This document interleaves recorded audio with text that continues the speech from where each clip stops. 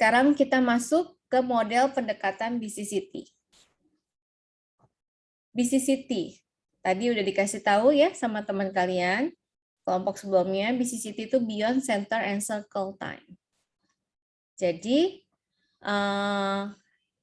sekarang kita mau bahas apa aja sih sejarah singkat ya tentang model pendekatan BCCT, prinsipnya, konsepnya, dan teori BCCT, tujuan dan langkah-langkah dalam model pendekatan BCCT.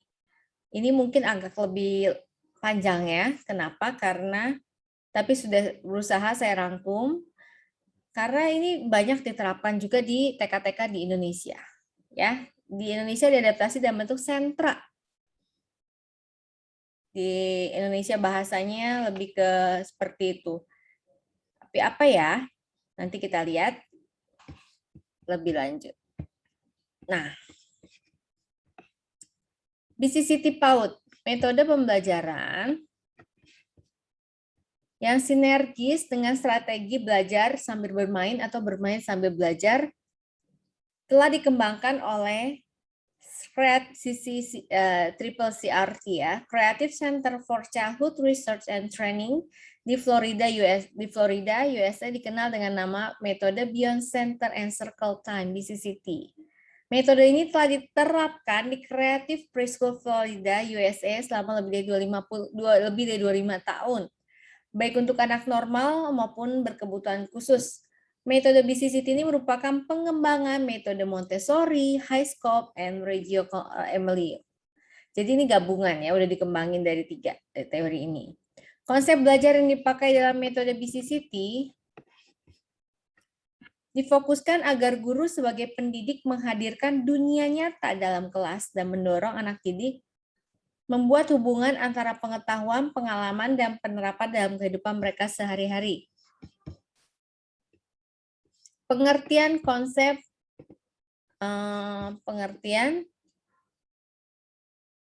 konsep dan teori BCCT. BCCT ini Beyond Circle and Center Time, Beyond Centers and Circle Time, metode penyelenggaraan PAUD yang berpusat pada anak. Kayaknya semuanya kemarin yang kita belajar juga fokusnya sama anak ya. Montessori, Waldorf, semuanya Highscope, Reggio Emilia semua sudah berfokusnya pada anak. Jadi proses pembelajarannya berpusat di sentra main dan saat anak dalam lingkaran. Beyond center atau sentra dan circle time. Dapat dikatakan sebagai konsep belajar di mana guru menghadirkan dunia nyata ke dalam kelas dan mendorong anak didik membuat hubungan antara pengetahuan yang dimiliki dengan penerapannya dalam kehidupan mereka sehari-hari. Sentra main adalah zona atau area main anak yang dilengkapi dengan seperangkat alat main yang berfungsi sebagai pijakan lingkungan yang diperlukan untuk mendukung perkembangan anak dalam 3 jenis main. Tadi udah jelasin juga main sensori motorik atau sensori motor, main peran, dan main pembangunan. Tujuan metode BCCT. Nanti mungkin ada kalian pernah dengar nih ketika browsing-browsing Howard Gardner. Howard Gardner ini bapak kecerdasan majemuk. Dia yang mengembangkan teori multiple intelligence. Howard Gardner menyatakan bahwa pada hakikatnya setiap anak adalah cerdas. Ia melihat kecerdasan dari berbagai dimensi. Setiap kecerdasan yang dimiliki akan dapat mengantarkan anak mencapai kesuksesan. Pendidik atau guru perlu memfasilitasi setiap kecerdasan yang dimiliki anak dalam pembelajaran dan kegiatan belajar, di antaranya kecerdasan bahasa atau linguistik, kecerdasan logika matematika, kecerdasan musik, kecerdasan gerak tubuh atau kinestetis, kecerdasan gambar dan ruang, kecerdasan diri, kecerdasan berbaur, kecerdasan alami, dan kecerdasan rohani atau spiritual. Nah, di situ juga di metode ini atau model ini juga menanamkan nilai-nilai dasar. Anak-anak merupakan individu baru yang mengenal dunia dan mengetahui tata krama, sopan santun, aturan, norma, dan sebagainya. Jadi anak perlu dibimbing agar mampu memahami berbagai hak. Usia dini ini usia di mana sangat berharga. Makanya dibilang golden age. Yang di mana ketika kita menanamkan, menginvestasikan nilai-nilai dasar dalam kehidupan, misalnya nasionalisme, agama, etika, moral, sosial, ini semua ketika dipaut ini yang menyerap. Ingat waktu teorinya kita bahas Montessori, anak lagi absorbent mind, 0 sampai 6. Ada yang 0 sampai 3 unconscious, sampai yang unconscious yang tidak disadari, di bawah alam bawah sadar sampai 3 sampai 6 itu absorbent mind menyerap secara sadar atau conscious. Ya, jadi di usia dini ini mau ngajarin apa aja itu paling gampang. Karena semuanya diserap, termasuk kalau kita mau memperkenalkan atau menanamkan nilai-nilai dasar dalam kehidupan, ya. Terus ini pengembangan kemampuan dasarnya ini disesuaikan dengan ini masuk kurikulum lama ya. 2004. Kalau sekarang ya juga 6. Kayaknya masuk balik lagi ke kurikulum yang dulu nih. Kita yang 2017 kan ada apa? Aspeknya perkembangan kognitif. Motorik itu ada fisik, motorik, kasar, halus kan. Terus ada bahasa. Terus sosial emosional, moral dan agama. Terus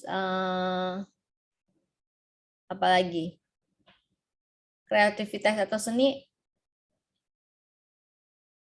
Nah, ini nanti dicek lagi ya, gitu.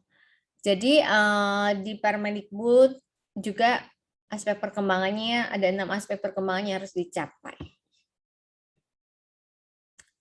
Nah, bentuk-bentuk sentra dalam BCCT ini ada beberapa contoh nih, tapi bisa dikembangin masing-masing sekolah tergantung resource atau sumber dayanya.